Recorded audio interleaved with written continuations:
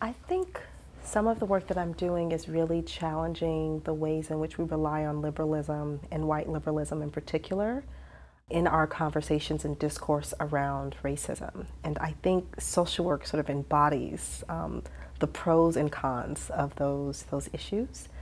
I think often we take for granted that we understand the oppressions that we try to study and address through our work and our practice, but I like to push against that and argue that we have a lot more work to do. And so, particularly when it comes to questions of racism, I think social workers need to keep digging. They need to keep doing personal work, and they need to keep pushing the degree of their understanding about how racism functions in society and how racism relates to all of the work that we do.